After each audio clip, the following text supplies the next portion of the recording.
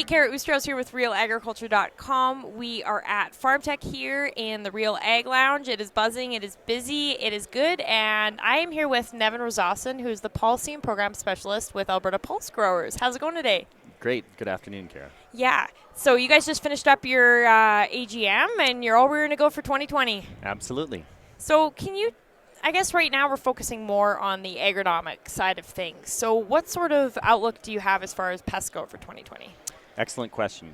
So, as many of you know, with Alberta Pulse Growers, not only do we cover growers and their interests and support them in the production of peas, but also lentils, chickpeas, faba beans, dry beans, as well as soybeans. We also collect levy for soybean in the province. So when you have that many pulses, there's definitely a plethora of diseases, so to speak, that are of concern, as well as other pests, insects, pests, etc.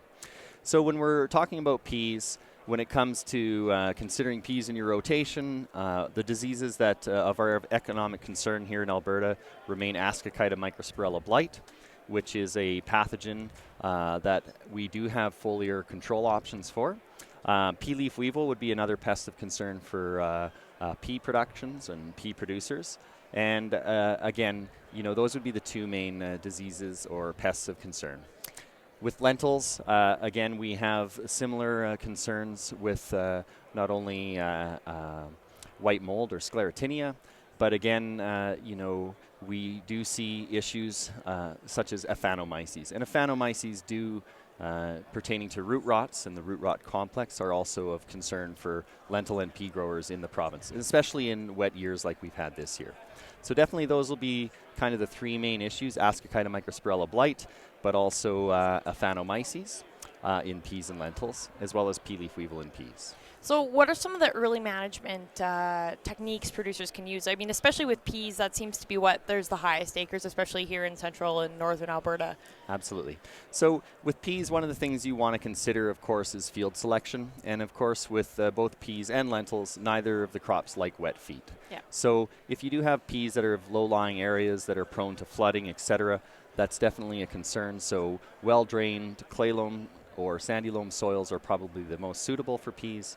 And again, peas can do very well on marginal land as well. And so that's something you want to consider. We did already mention aphanomyces. So the only way to ensure that you do or do not have aphanomyces is through a soil test. Now, aphanomyces can be confused with other root rot complexes, which can be an issue. So there are seed treatments available that can suppress and to some degree not complete control of root rots. And in the case of aphanomyces, we do have registration of one product. But again, the length of efficacy is such that when you do see the symptoms in later season, you no longer have a systemic suppression of aphanomyces. So with aphanomyces, can you be testing in the spring already? Can you be sending those out before you're even planting your crops? Absolutely. You can test to see if you do have the spores in your soil, and that can be that soil sample can be sent away to one of the soil labs here in Alberta. And I guess looking at any other insects, what can be done as far as pea leaf weevil? Is that just during season? So pea leaf weevil, we do have some pea leaf weevil survey maps, but again, these aren't necessarily predictive tools. These are looking at surveys from the past 2019 season. What growers can do is look at those maps, look at their area, see if there has been pea leaf weevil in the area, and then again, use that to make an informed decision on whether to treat with a neonicotinoid insecticide seed treatment, or they may choose not to. So again, every time you do apply an insecticide seed treatment, it is fairly costly. So the economics and the returns is such, if you do not have a pea leaf weevil in your area, you may want to consider naked seed or not using a seed treatment.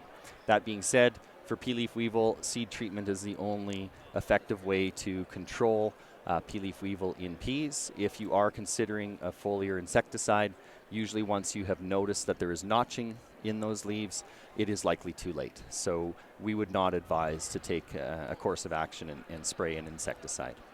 So another thing I guess we wanted to touch on is some of the Pulse Canada work you guys have been working on lately in partnership. Can you speak a bit about that? Absolutely. So Pulse Canada is currently spearheading a grower survey, and that includes the 3 provinces of Manitoba, Saskatchewan, and Alberta. And I guess the impetus around this is we are completing or hoping to gather enough information and data to complete a life cycle analysis. So a life cycle analysis looks at all of the different inputs and energy, fuel, etc., that are used in the production of not only field peas but lentils. So this survey will generate data and information that end users, processors, large multinationals, many of them have demands from their consumers to understand what the impact of their food choices have on the environment. So a life cycle analysis is a way to account for all of those energy inputs that are used in the production of peas and lentils. And at this time, we're conducting a survey hoping to get enough data that we can have some regionalized data.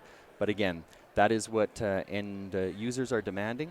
They want to know the impact of all of the ingredients used within their supply chain, and we're hoping that producers will help us out to give us some good baseline data. So what's the span of this cycle that you guys are actually taking? Like, is it a couple years you're looking at? Is it, you know? Great question. We are looking for up to 3 years of data if producers have that. And again, the survey is fairly complex in that it's, I don't want to say exhaustive, but we are asking for a lot of information, including number of passes, fuel use per hour if producers know as well.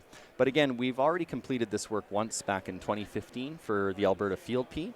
And we know that some of the largest impacts that we have environmental-wise are the rates of phosphorus fertilizer that are applied, the number of passes through the field, etc. So that's the data we're really getting at, and of course some of the yield data as well. So once this data is actually put together, where can it'll be available for the public? It will be. It'll be housed actually in a life cycle inventory or database.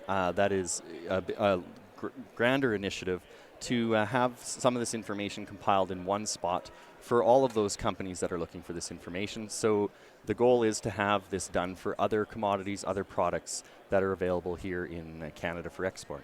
Okay, awesome. Anything else you would like to add as an agronomist going into the 2020 season?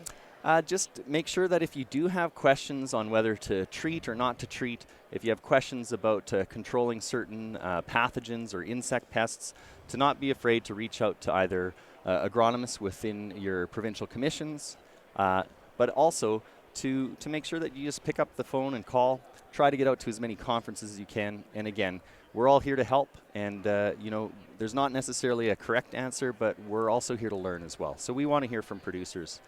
Okay, awesome. Thank you very much, Nevin. Thank you, Kara.